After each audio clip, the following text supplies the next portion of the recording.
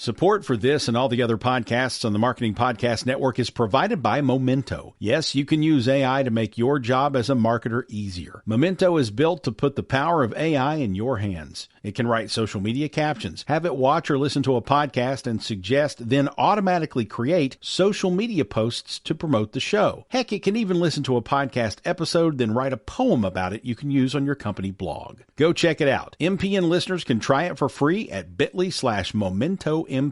That's bit.ly/MomentoMPN. Entrepreneurs Enigma is a podcast for the ups and downs of entrepreneurship, so the wins and the fails that we all face being entrepreneurs, how we learn from adversity. Every week I talk to a different entrepreneur with a story to tell. I'm Seth Goldstein. Come with me on the journey. This is Entrepreneurs Enigma. Let's get started.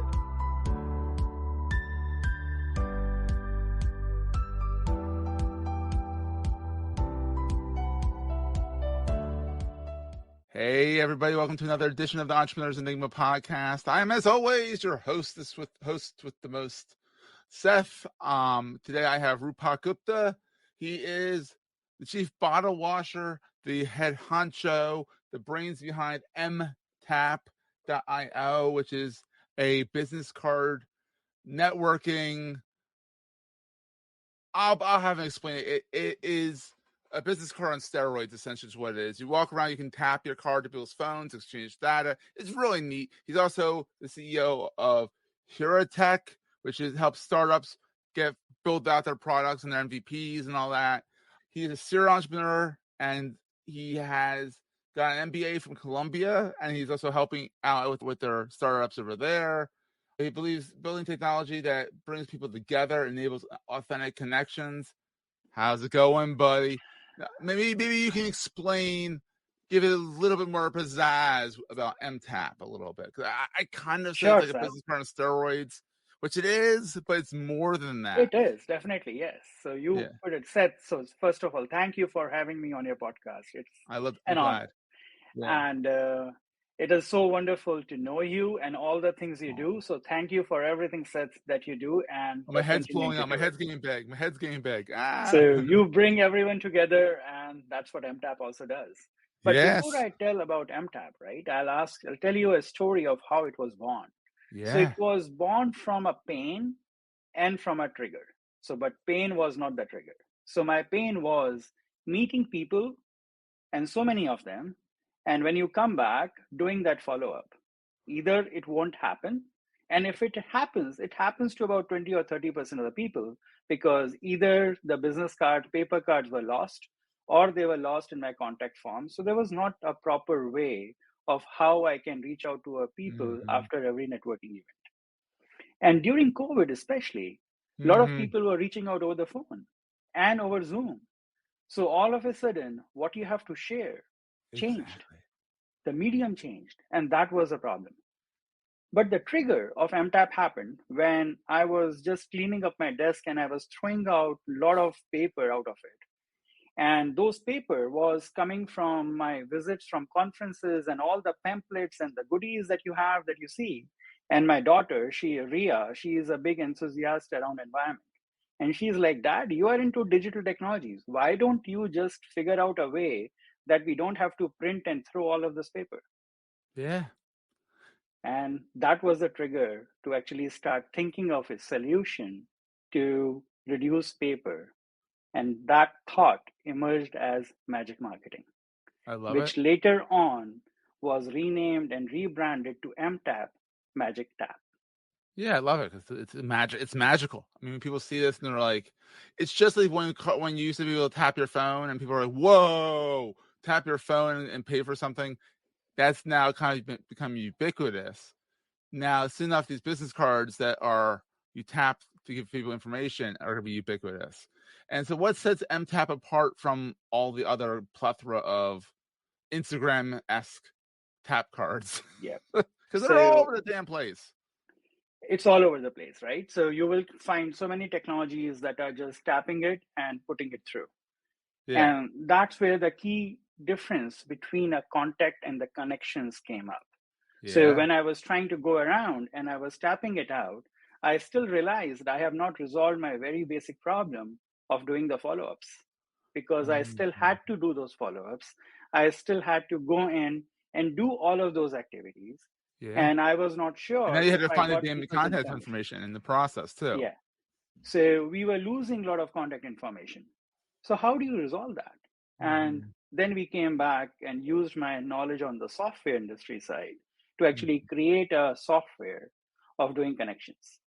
Love And then I started calling up people in sales, people in retail, coaches, that what are their problems in managing, doing the follow-ups and converting a contact into connections. That's wild. In Yeah. sales, everyone said you have to have 6 touch points before a contact will be able becomes a connection and gets with you and knows you. Can we enable that using the new technology? And that was the quest I was after for the last 16 months. It's only been And 16 months. I know, it's kind of wild. Yeah, it's flown by. And what led to it now, as of today, you can actually enter a contact information in MTAP Hub, and MTAP Hub is going to send out an email. If, for example, if I add you, it will send out an email. Yeah. So till today, that you will be receiving the email and you will have no control. As of today, you can actually review the email that is being sent out. I just to hooked it up you. before our call. I just hooked it up. So now you can actually review the email and you are going to get it. You can also have shared notes. So if I add notes about you, you will receive those notes too. Oh, so don't call a guy a schmuck in the notes, because he'll see it. Absolutely. And you can have personal notes. You Which can are tag private. a contact. Yeah. Yes. And then you can actually tag a contact, segregate them. When I was talking to people and giving out talks, I realized a lot of small business owners don't have the concept of segmenting the contacts that they're meeting. And by group that So they've met them at, or where they met them at locations. And I mean, I love that, because I can actually go back and say, oh, I met these guys. They use my MTAP card. I then met them at this event. I can go back and tag them. The tags come through. It's great. So that way you have a memory, the other person has a memory. So what happens now? The follow-ups are happening even before I sit down the next day to write someone, because now the other person has a text message and an email with your information. More than likely, they will get back to you if there was some common interest. Or they'll say, hey, I was going to be meeting you too, and you get the right email address. Yes. At least you get that Now, much. I've seen that when I use your card, that people will at least write, yeah, great meeting you too. Yeah. Yeah. And then came up feedback, because we are very big at collecting feedback. People started asking, the email that goes out from mtap@mtap.io, can it go out through my own personal email? I love it. And we said, okay, we went on that quest, and now we are integrated with Google. I love it. That's what I did this morning. I integrated. I have to play with it now, but So now whenever you either scan a paper card or you enter your contact manually, you will be able to get an email generated from your own personal email account. Which means it's more personal. It doesn't get stuck in spam boxes as much, and it's just like, Yes, I like more that. deliverability, more personalization, and that's what differentiates us. It is not the product; it's the process. No, they're a and dime the a dozen. team I mean, behind it. it's really what it is. It's an NFC chip on a piece of paper or a piece of metal that has contact information on it. Oh, and there's a QR code that has the information. It's a V card, essentially. Not special. It's the sauce that goes around the basic stuff. And the constant striving to make sure that it is the best solution for you, and it becomes your personal connection point, a hub where all your contacts are there. I love it. And it's fantastic. And they the integrate to Salesforce and Zoho. I know you're working on Zapier at some point. So yes. Not only those integration sets, what we are working towards is we are trying to make it give you as much productivity as we can. So when I am meeting with people, I want to make sure that if they give me their contact information, today, only the bigger enterprises can get the lead enrichment. Yeah. So if you receive just the name and the email of a person, in about January of 2024, we are releasing a feature where you can buy it for $10 a month as an add-on, and every contact that you add, we will give their LinkedIn profile, which business they belong to, what are their skills, You'll and fill in you stuff. will have Yeah. all that information in your system, which usually only bigger enterprise have. Yeah, which makes sense. The bigger enterprises need it first. They're going to break it and tell you what you need to fix it for. Get it done that Yes. way, then release it to the wild. Makes perfect sense. And for $10 a month, that's not bad at all. And so we are introducing many AIs. As a roadmap, we are also coming up with a matchmaking. I have more than 5,000 contacts in my system. Yeah. How do you prioritize those contacts? When I was doing one of the leadership professors, I think Paul Ingram mentioned it out, Yeah. that every end of the year, you should go and curate the contacts which are more important for you for the next year based on Yeah. what the outlook A is, little and you should ABMing. follow Yeah. them and grow with them. I'm bringing that concept in a tool so that all of us can use it without knowing the concept. I love it. I think it's fantastic. So let's go back to so the whole thing is you went to college in India, then you came into the over to America. Well, you worked over there for a while at some corporations, and you came over to America. You worked at some more corporations. You started up here at Tech, but you also worked at Johnson & Johnson. I mean, you've been inside the big dogs, you've been inside the smaller dogs, poor dogs. But the idea is that like you've done the corporate grind, Oh and yeah, you're it's a grind. I mean, it's like whose butt do you kiss on what day? Exactly. it's a different grind. I'll say whether you talk of a corporate grind or you talk of a startup, both are It's totally grinds. different. But Yeah. what do you want? It depends on person. My wife, she loves the corporate structure. She Wow. thrives in that. She's with Microsoft and she just cannot understand why are you in a startup and literally grinding yourself for 18 hours a day with all the stress, not knowing when the paycheck is coming. But that's exactly what I had to decide last year, whether Yeah. to whether to give up my corporate job and Yeah. lose all the security, the financial And security it's that really you're not much having after security working anymore there 20. anyhow. So it's like what are you putting up with, Yeah. And then go into a roller coaster ride. But I have been a person who likes to create things. Yeah. I built my first robot, not the robot, but actual robot, Yeah. in 8th standard, way back in mid of 1980s, Oh. late 1980s. And then when we were not even aware about Roombas of the world, I had designed my own Roomba Oh. in 1998, 99.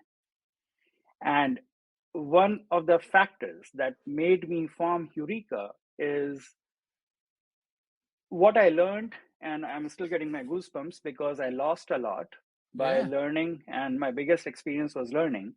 So this goes back to year 99, 2000, when I was in the last years of my engineering college.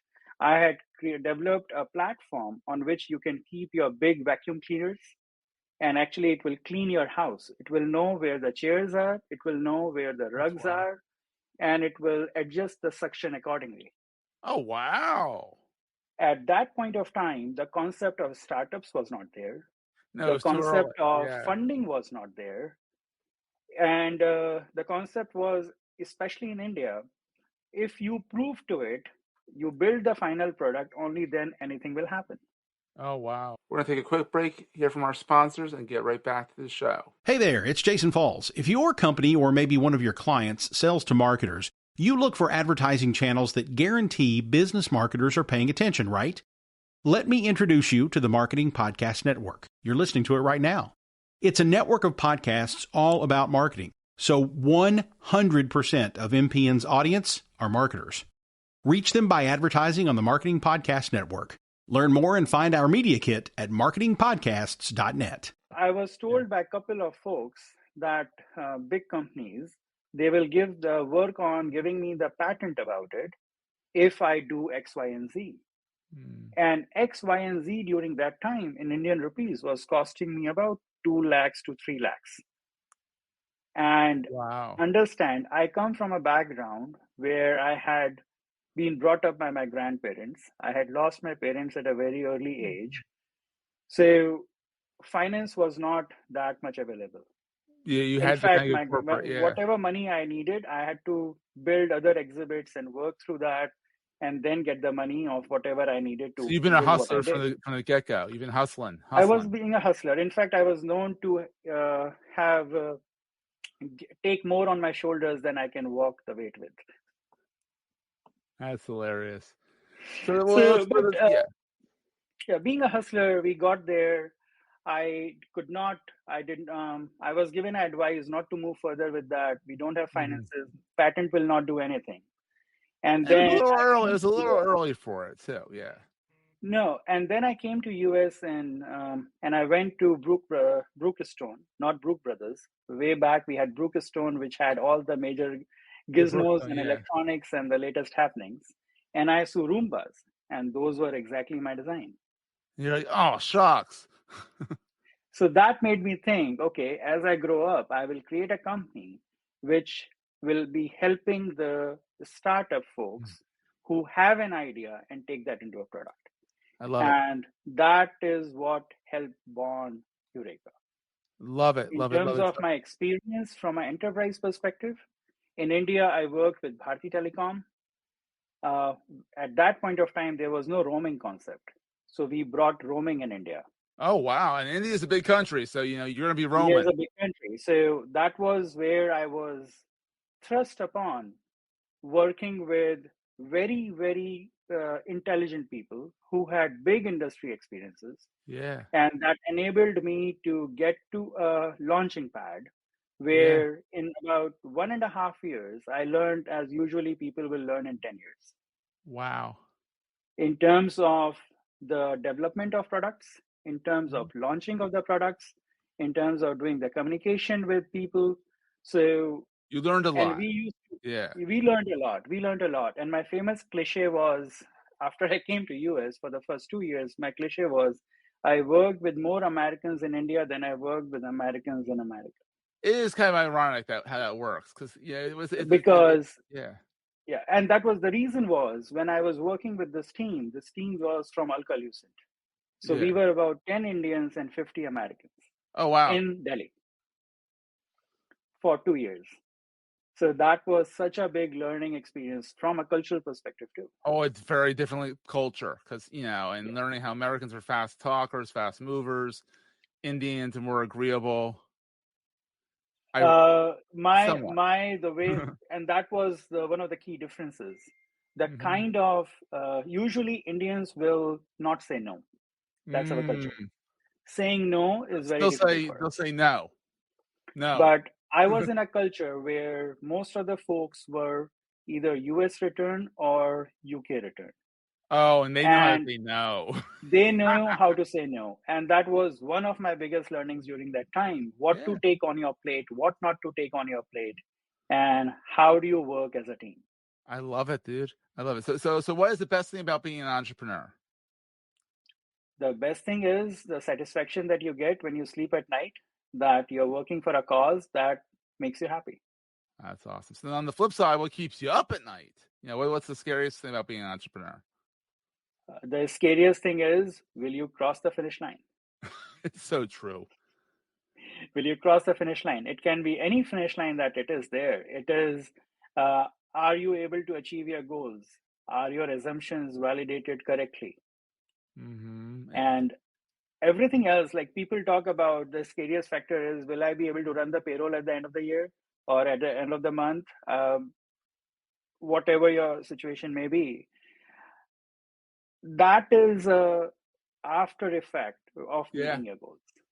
So one of the key things I always tell, do not focus on the revenue, focus on your short goals and make sure you are able to achieve them. Revenue will come on its own. Love it. So what is the most important thing to carry with you all the time? The most important thing I carry with me are the prayers. I love it. So you should always be polite, and you should know where you stand and know Mhm. about you and talk to it among the prayers. Love it. I love it. Love it. Love it. Love it. So that is So the biggest power that we mm, have, we don't realize. And if we are doing the right meditation and we yeah, are remembering who we are and to the community, um, we should just tell ourselves what we want on a regular basis, yeah. what makes Affirmations. us Yeah, happy, and we should talk about it. So the biggest love it. tool I always run with me are the prayers. Love it. So people can find you over at mtap.io. They can find you on LinkedIn, of course. You're pretty active over there. Anywhere else? Where else do you like to hang out online? No, generally I hang out on LinkedIn Yeah. and on my email at Yes. roopak@mtap.io. There you go. And Roopak, it's been great to have you on, and we'll see everyone next time. Thank you, Seth. Have a good day. That was a great show. If you're enjoying Entrepreneurs Enigma, please review us in the podcast directory of your choice. Every review helps other podcast listeners find our show. If you're looking for other podcasts in the marketing space, look no further than the Marketing Podcast Network at marketingpodcasts.net.